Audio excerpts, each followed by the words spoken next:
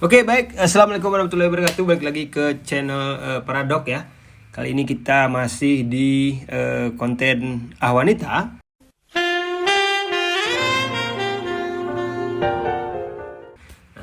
Kali ini kita kedatangan tamu, asik.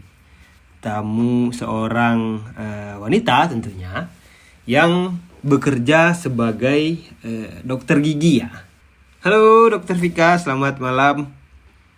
Selamat malam Bang Fajar. Oke, ini kebetulan bintang tamu kita kali ini yaitunya seorang dokter muda ya.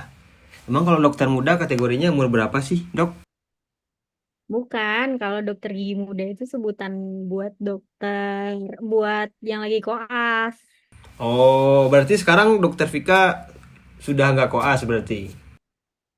Udah enggak, Oh, udah. udah selesai Bang. Oh, udah beres. Berarti sudah sah menjadi seorang dokter gigi berarti ya? Alhamdulillah, sudah. Nah, jadi mungkin berbicara tentang gigi ya. Gigi saya juga nggak bagus nih.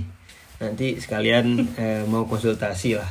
Nah, eh, Dokter Vika ini juga berasal dari Sumatera Barat, jadi masih orang Minang. Karena khususnya di channel Paradok, di konten Awanita, kita nyarinya yang kenal-kenal dulu aja. Soalnya kalau eh, ngambil talent yang udah ada nama, kitanya belum ada duit gitu. Jadi kita memanfaatkan orang-orang terdekat dulu berarti. Tapi kabar sehat, Dok? Alhamdulillah sehat. Kesibukan sekarang apa sih, Dok?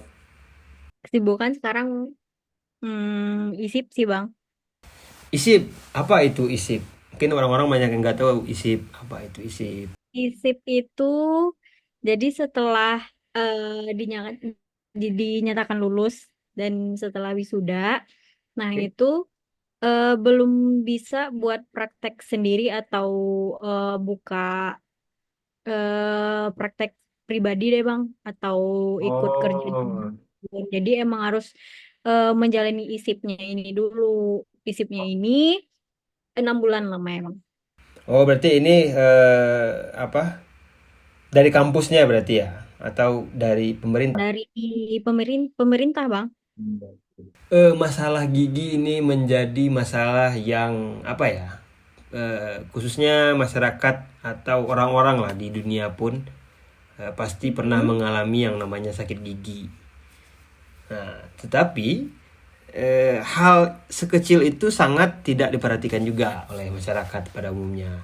Kadang mungkin itu faktornya apa saja, Dok? Mungkin karena malas gosok gigi kah, atau sering makan permen kah, makan coklat kah, atau apa sih sebenarnya gitu yang menyebabkan Ya. gigi itu sakit? Oke. Jadi rata-rata dari di Indonesia ini penyebab sakit giginya itu kan karena gigi berlubang.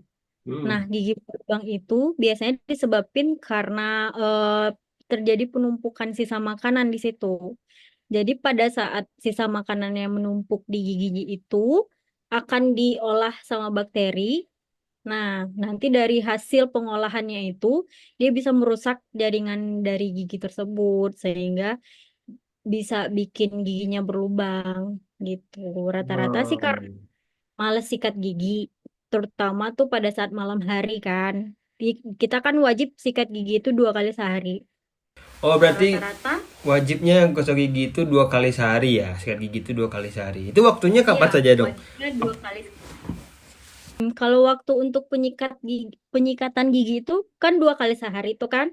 Nah, rata-rata itu orang-orang pada umumnya dari yang udah pernah ditanyain juga ke pasien-pasien yang udah pernah saya tangani, Hmm? nah itu rata-rata 2 kalinya itu pada saat mandi pagi dan saat mandi sore.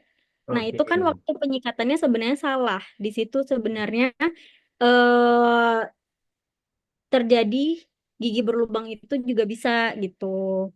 Karena dari Harusnya waktu penyikatan sikat giginya dia benar 2 kali sehari. Cuman waktu penyikatannya yang salah.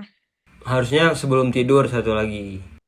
sebelum tidur itu yang paling utama, sama setelah sarapan pagi.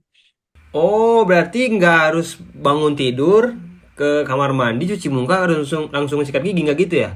Bukan. Jadi Oh, kan kalau misalnya pas mandi, itu kan setelah mandi ada sarapan tuh.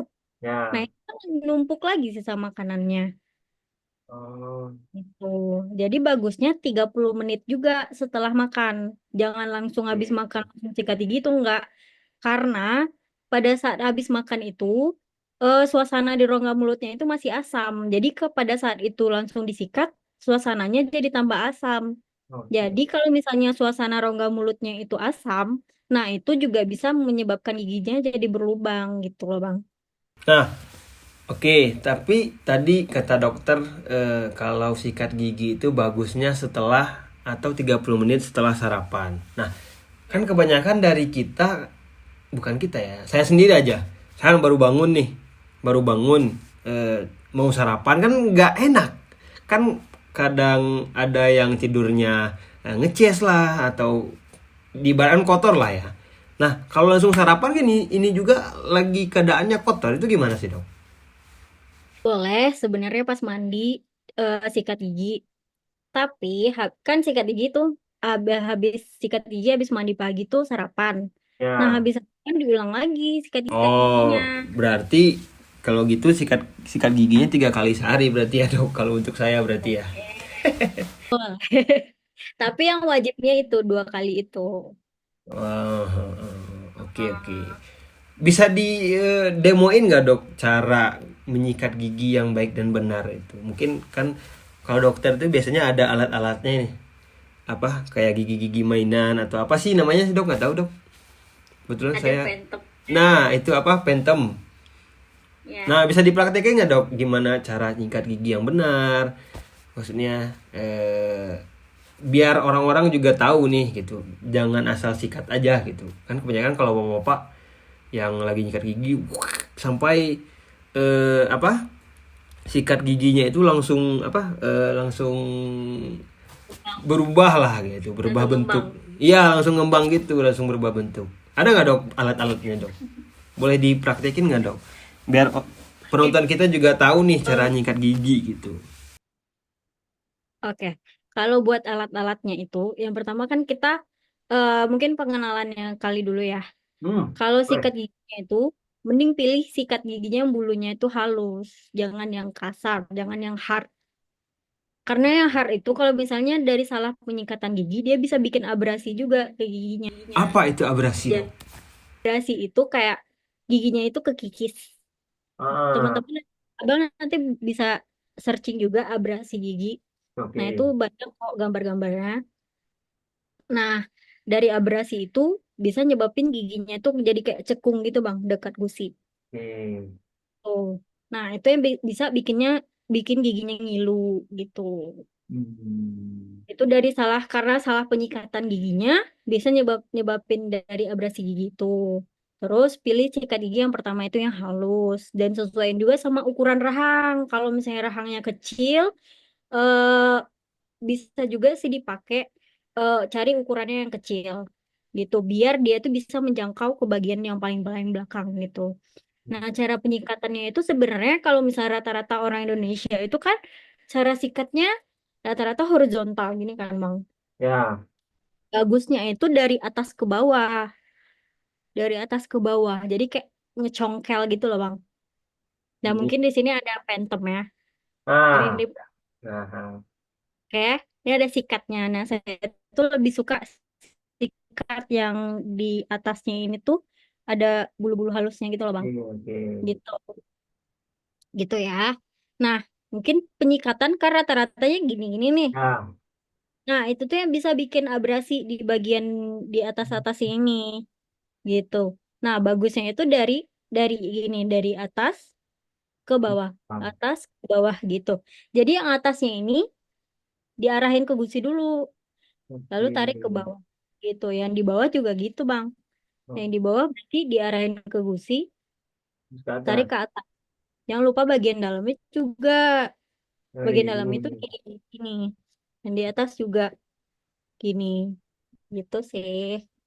By the way itu gigi Dan siapa biasanya ya dok? Itu gigi siapa, Dok? Ini gigi tiruan bang, Oh, gigi gigi biasa. tiruan. Mm-mm. Oke. Berarti kalau yang di dalam-dalam gimana, Dok? Kalau yang di dalam-dalam itu Kan susah kalau tetap di aja, dalam mulut ya. ya tetap aja bang. Dari gambarnya kayak gini ya, dari gini, dari Oh, gini, sama kayak tadi, dari atas gini ke bawah, sama gitu. oh, Dari oke. atas ke bawah, atas ke bawah gitu.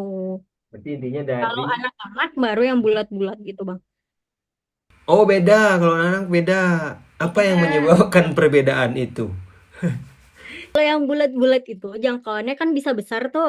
Oke. Jadi kalau anak-anak kan rahangnya giginya masih kecil-kecil. Jadi kalau sikat gigi buat anak-anak itu kan harus, bukan harus juga sih Bang. Rata-rata waktunya itu harus cepat. Karena anak-anak kan cepat bosan, rewel gitu kan Bang. Ya. Jadi penyikatannya tuh dilakukan sesingkat mungkin tapi sebersih juga, sebersih mungkin juga gitu. Jadi makanya kalau bulat-bulat itu bisa lebih cepat karena bisa menjangkau sekaligus atas dan bawahnya. Karena Oke. bulat-bulat gitu kan Bang. Ini bulat-bulat bulat gitu, menjangkau atas dan bawah gitu. Oke, oke, oke, oke. Nah, ini Gitu. ilmu ya sebenarnya ya. Mungkin orang-orang tanpa sadar atau tanpa mengetahui, mungkin ada juga beberapa yang mengetahui bahwasanya dari hal menyikat gigi pun tuh harus ada rulesnya lah ya. Harus ada aturannya yang benar gitu sampai ke anak-anak juga. Sampai ke anak-anak juga. Jadi mungkin ada tips dan trik gak, Dok, bahwasanya bagaimana cara mengajak anak-anak lah, khususnya kalau saya dulu waktu kecil itu termasuk anak yang malas sikat gigi lah. Nah, untuk membujuk supaya tertarik, supaya bukan tertarik ya, supaya menjadi apa ya, menjadi eh, kewajiban mungkin ya, kewajiban untuk anak-anak sikat gigi, bahwasanya sikat gigi itu penting. Gimana sih, Dok, caranya, Dok? Oke, mungkin dari orang tuanya sih Bang kalau anak-anak kan.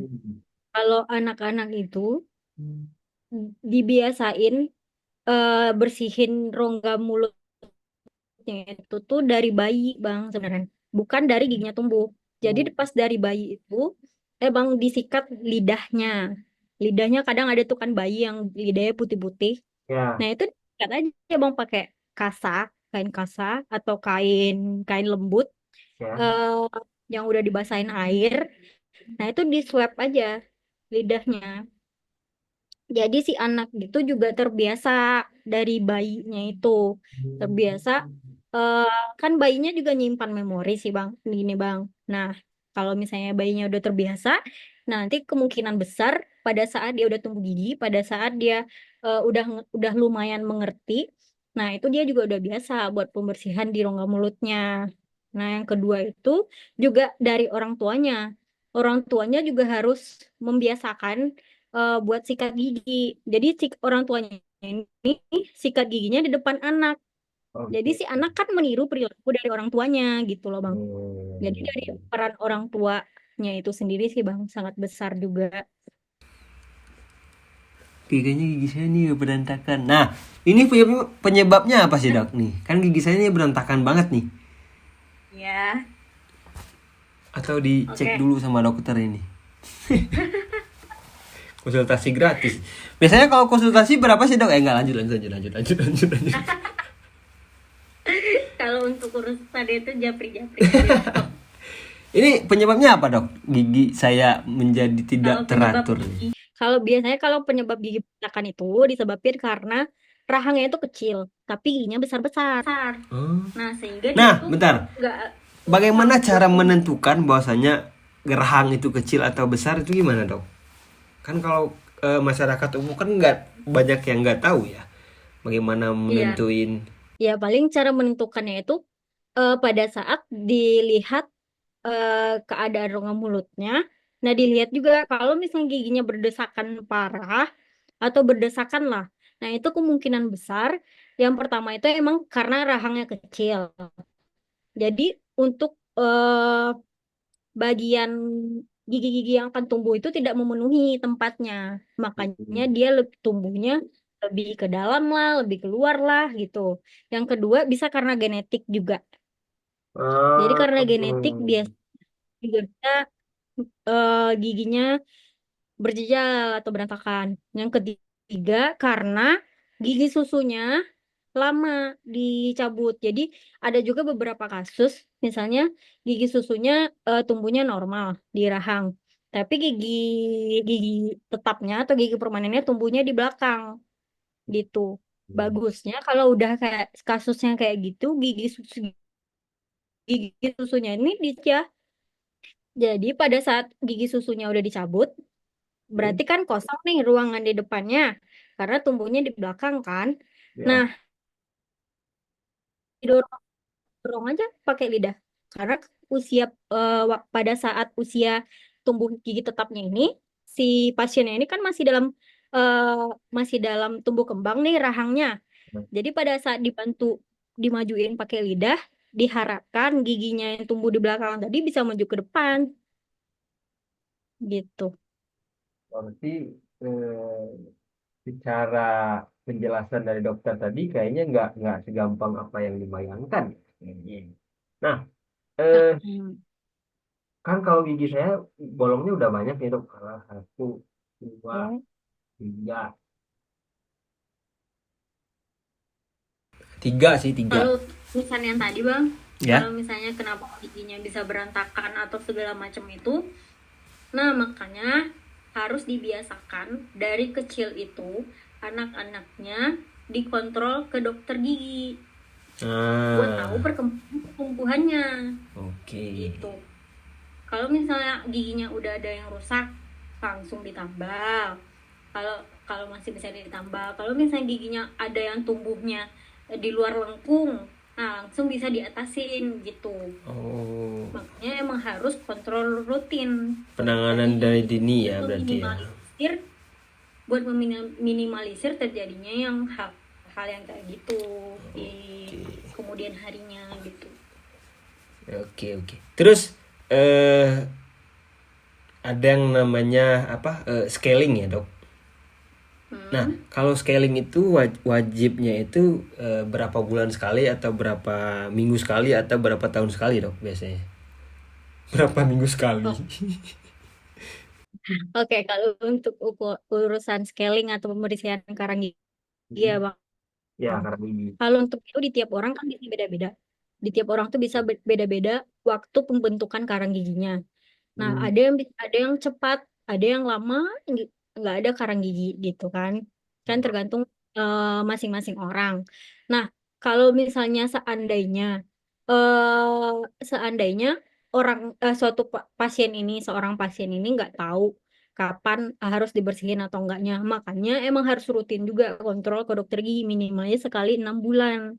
sekali 6 bulan. Rata-rata ya itu ya, Dok. Iya, rata-ratanya segitu.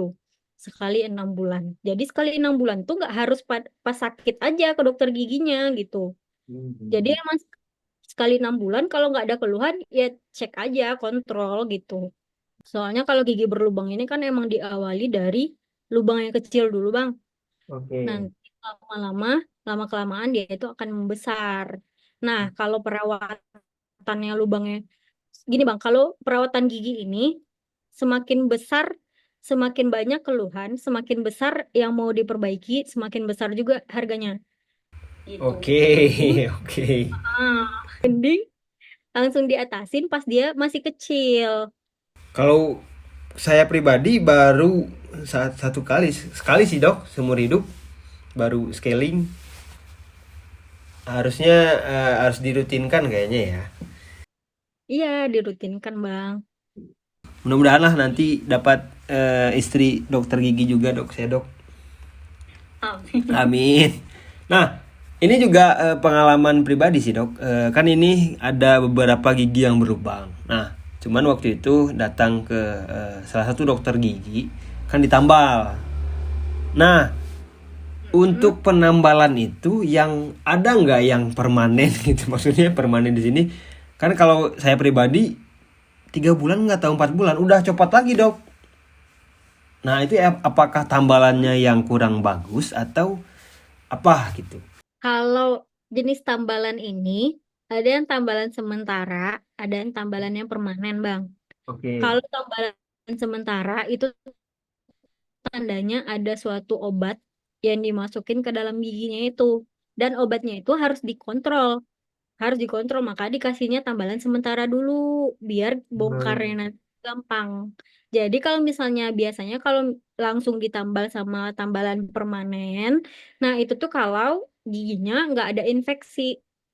Juga Bang, kalau misalnya tambalannya ada gampang gampang copot, gampang lepas gitu ya. Eh kan gini aja prinsipnya. Gigi bikinan manusia nggak sekuat dari gigi bikinan Tuhan gitu.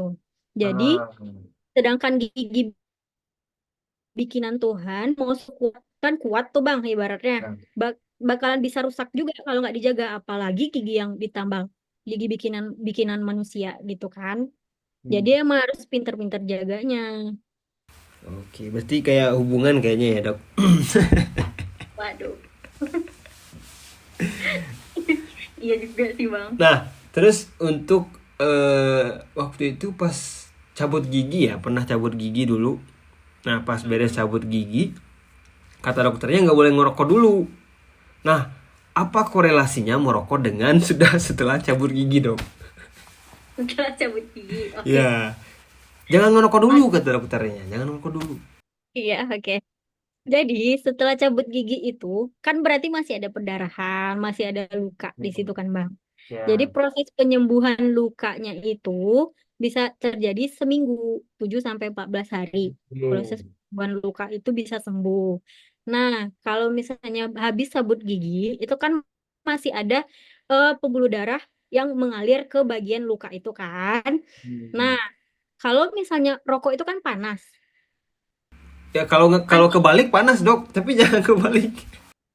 oke, pada saat dihirup itu, dihisap rokoknya, suasana rongga mulutnya itu jadi panas. Oke, Gitu. iya. Suasananya yang jadi panas. Jadi tuh, pada saat ini cabut gigi, kalau orang normal kan darahnya bisa berhenti tuh Ya. bekuan dan karena ada bekuan darah tuh kan, darahnya udah membeku, makanya darahnya berhenti. Jadi Hmm. kalau kalau bekuan darah itu kena suasana panas atau panas, nah bekuan darah itu bisa pecah. Jadi darahnya itu ngalir. Darahnya nanti nggak bisa berhenti-berhenti, Bang. Gitu. Itu alasan kenapa setelah cabut gigi itu nggak boleh ngerokok, nggak boleh minum-minum panas atau makan-makan yang panas, nggak boleh mainin daerah situ, apalagi suka tuh Bang pakai lidah. Ah, Ya, gitu. ya, ya, ya, ya, Atau ya. pakai mainin daerah situ pakai lidah. Nah, Oke. itu tuh bisa nyebabin yang bekuan darah tadi tuh jadi pecah. Lagi sakit gigi, ada orang-orang atau masyarakat kita ya nggak tahu karena pengetahuannya yang kurang atau emang SDM kita yang sangat rendah, pakai air aki, Dok. Nah, itu gimana sih, Dok? Tapi dari selama saya sekolah nggak ada sih obatnya air aki. Nggak maksudnya, nggak maksudnya. eh, tapi kata orang-orang itu akan menghilangkan rasa sakitnya gitu. Kalau di ilmu medis sih mah nggak Nggak, ada maksudnya sih. efeknya. Efeknya mungkin itu karena luar ya Bang. Ibaratnya, apalagi kalau aki ditetesin ke gigi gitu ya Bang. Ya, Itu kalau ketelan gimana tuh Bang kira-kira? ya, Nah, pasti ada efeknya lah kan ke ya. tubuhnya. Nah, gitu. Yang kedua, kan eh itu sebenarnya bukan buat tubuh yang aki ini. Itu malah makin infeksi Iya. giginya. Ada yang memakai apa? Memakai obatnya air aki, Dok. Nah, dan kebetulan ada di teman-teman juga yang sakit gigi udah nggak tahan ya menahan rasa sakitnya, pakai itu. Nah, ada juga kalau obat tradisional dulu kan kita pakai air sama garam ya, yang buat kumur-kumur. Nah, itu kan juga menghilangkan rasa sakit. Cuman itu mungkin lebih menyebabkan gigi kita itu menjadi apa? Kropos ya, ya Dok ya. Nah, bleaching itu apakah disarankan atau seperti apa, Dok? Kalau bleaching itu kan lagi maraknya sekarang nih Bang, Hmm, memutihkan gigi gitu kan. Nah, kalau penting ya. mau bleaching itu Ya. sebelumnya emang harus ada pemeriksaannya oleh Oh. dokter gigi. Hmm. Itu tuh nanti dilihat gimana keadaan giginya yang pertama, gimana giginya kropos atau enggak, ada retak-retak atau enggak gitu. Jadi kalau bleaching itu giginya harus sehat dulu gitu. Harus sehat dulu karena kalau bleaching ini kan sedikit gigi gitu. Jadi kalau misalnya giginya keropos, kalau di bleaching kan jadi makin rusak tuh giginya. Jadi Hmm. bleaching ini ada indikasinya juga. Jadi emang harus dicek dulu. Oke, berarti nggak sembarang sembarang bleaching aja ya berarti ya. Ya. Nah, terus pemasangan apa kawat gigi ya, Dok? Pakai behel ya. Nah, Mm-mm. eh rata-rata teman saya kalau udah pakai behel gitu ya, eh Mm-mm. keluhan mereka itu pasti sakitnya minta ampun. Itu yang pertama. Kemudian Oke. eh, eh, untuk makan juga susah. Baru-baru Hmm. pasang itu kan makan susah, harus makan bubur lah dan segala macam lah untuk membentuk gigi itu supaya lebih rapi dan juga looknya bagus lah mungkin ya. Nah, apakah itu benar atau gimana, Dok? Dan kebanyakan dari masyarakat kita itu banyak juga yang masang behel hanya untuk gaya-gayaan, Dok. Nah, itu coba kasih apa pemahaman, Dok, terkait tentang behel dan sebagainya lah. Oke. Kalau untuk masalah perbehelan, nah sebenarnya ini ada ilmunya tersendiri Bang. Bahkan ada spesialis Hmm. yang khusus eh, membahas tentang itu, gitu. Oke. Ada spesialisnya. Jadi kalau behel ini sebenarnya nggak bisa dipasang sembarang-sembarangan, Bang. Karena itu bakalan berefeknya, kan di sana kalau misalnya ditarik tuh, misalnya kan gigi nih, itu ditarik Ya, kan, dikuatin behel. Misalnya mau mau geserin yang ini karena ya, karena renggang. Jadi dia bergeser ini, jadi kan di bawahnya ada tulang tuh yang ya. si giginya. Nah tulangnya itu tuh emang bakalan kekikis, emang bakalan terkikis tulangnya. Nah ada pokok jaringan sekitarnya lah itu bakalan berubah gitu, Oke. bakalan kekikis juga dia. Makanya itu yang pertama nyebabin sakitnya. Itu. Ya, lalu terus kalau misalnya eh dipasang asal-asalan, nah yang kayak ada tuh Bang kalau misalnya abang bisa lihat aja di Instagramnya korban tukang gigi. Nah di Oke. situ kan banyak tuh tukang-tukang gigi yang masang behelnya tanpa ada ilmunya gitu. Oke. Nah di situ udah banyak tuh Bang kasus-kasusnya. Jadi kan em, bukan jadi gigi yang dipasang asal-asalan itu malah bakal tambah parah gitu. Hmm. Itu jadinya ada yang gigi gerahamnya yang malah ketarik ke depan gitu. Nah, kalau untuk pemasangan behel itu kira-kira berapa lama sih, Dok? Maksudnya bukan pemasangannya, ya, waktu kita makainya lah. Ya, Hmm. kalau waktu pemakaiannya tergantung kasus, Oke. tergantung gimana kondisi dari giginya. Kalau misalnya eh, kasusnya ringan, nah itu tuh bisa sampai 2 tahunan 2 tahun ya. pakainya. Tapi ya 2 tahunan. Tapi setelah pakai itu emang harus juga pakai retainer namanya Bang. Retainer itu misalnya udah dilepas nih behelnya, Hmm. harus pakai retainer. Nah, itu dipakainya emang harus setiap hari buat mempertahankan. Jadi kan karena udah ditarik-tarik tadi tuh kan Bang, jaringan di bawahnya ini kan juga bergerak tuh. Nah, Ya. setelah setelah yang ini tadi tuh karena udah berjarak, setelah ini tadi tuh udah rapet lagi dia, Oke. bagian di bawahnya ini dia butuh waktu juga buat buat Oke. eh, kembali ke posisi ini, ke posisi yang dia udah rapet. Makanya kalau misalnya udah lepas behel itu emang harus pakai retainer buat dia tetap bertahan giginya. Kalau enggak nanti bakal relapse, nanti bakal balik lagi renggang gitu. Berarti percuma Karena berarti. yang di bawahnya ini belum stabil, yang di bawahnya ini tuh butuh waktu dia Bang buat stabil Hmm. itu. Nah kan kebanyakan dari kita masyarakat kita rata-rata ya behel itu menjadi fashion ya, fashion. Nah tapi saya sendiri kayaknya takut sih dok kalau di behel dok, karena ada yang bilang sakitnya minta ampun, nggak bisa makan ini, nggak bisa makan keras. Nah kalau nggak bisa makan keras itu waktunya berapa lama sih dok? Kalau setelah pemasangan, apakah Kalau pemasangan selamanya sampai baru dilepas lagi baru bisa atau gimana? lama sebenarnya emang harus dirangsang terus juga, dia harus dikunyah-kunyahin juga. Tapi kalau misalnya di kita membahas tentang berapa lama itu tergantung pain tolerance orang-orang. Kalau misalnya dia ada yang sedikit dikunyahin sakit, nah itu tuh emang harus dipaksa, emang harus dipaksa buat ngunyah-ngunyah juga gitu. Tapi sebisanya aja gitu. Sebenarnya nggak ada batasan waktu, Bang. Nggak harusnya. Oh berarti gimana keberanian aja Sekuatnya. berarti ya. Iya, sekuatnya aja. Nah, wih kita udah hampir setengah jam lebih nih kayaknya. Nah mungkin eh, apa ya terakhir sih mungkin dok. Nggak tahu nantinya kalau ada yang nonton, kalau ada yang pengen ditanyain juga, nanti mungkin kita bisa undang lagi dokter Vika untuk apa ya ngobrol ya di konten Ahwanita ini. Nah mungkin kalau pemakaian apa kayak Listerine dan sebagainya itu bagus atau tidak ya dok terhadap gigi itu sendiri? Oke.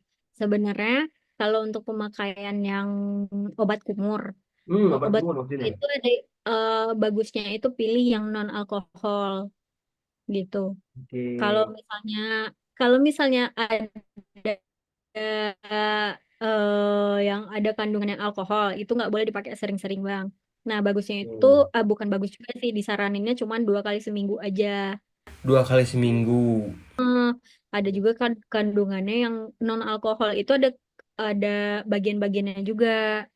Ada tuh yang tergantung, ada yang Minosep, Minosep yang 0,2% itu kalau misalnya ada keluhan di rongga mulutnya kayak sariawan, kayak Hmm.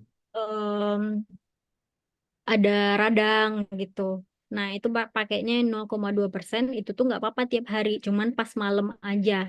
Sebelum tidur juga berarti. Oke, kalau untuk merawat gigi sih emang perlunya itu yang paling penting. Yang paling penting tuh emang sikat gigi. Sikat Oke. giginya jangan males-males.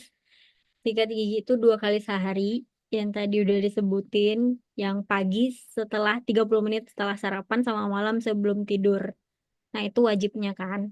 Nah Ya. tapi kalau boleh juga kalau sebenarnya makan makanan yang manis seperti Hmm. kayak coklat, permen gitu nggak apa-apa asalkan setelah itu kumur-kumur, Oh. kumur-kumur atau minum. Jadi kumur-kumur itu dia bisa balikin lagi tuh atau hilangin tuh yang manis-manis tadi di rongga mulut. Seperti itu. Aja Nah, gitu. kebanyakan orang tua dari anak, kebanyakan jangan terlalu banyak makan permen, nanti giginya berlubang dan bla bla bla. Padahal bisa beres makan permen, tinggal kumur-kumur aja kan untuk tidak menyebabkan giginya berlubang. Harusnya seperti itu ya. Harusnya dari orang tuanya juga harus Iya. memberikan edukasi yang lebih terhadap anaknya juga. Dan itu pentingnya juga yang namanya literasi ya. Jadi jangan seolah-olah orang tua itu langsung menakut-nakuti anaknya lah. Harus punya literasi juga terkait tentang apalagi ini masalah gigi dan juga masalah-masalah lainnya. Oke, thank you Dokter Vika sudah mau mengobrol-ngobrol dengan para dok. Dan kebetulan teman-teman saya yang lain masih sibuk dengan kegiatannya masing-masing dan belum bisa bergabung. Mudah-mudahan kedepannya masih bisa tetap berkarya dari para doknya, dan juga jangan lupa di like, di subscribe juga ya. Mudah-mudahan apa yang kita share bermanfaat untuk kita semua. Oke, terima kasih Dokter Vika. Terima kasih banyak. Oke, Assalamualaikum sama-sama. warahmatullahi wabarakatuh.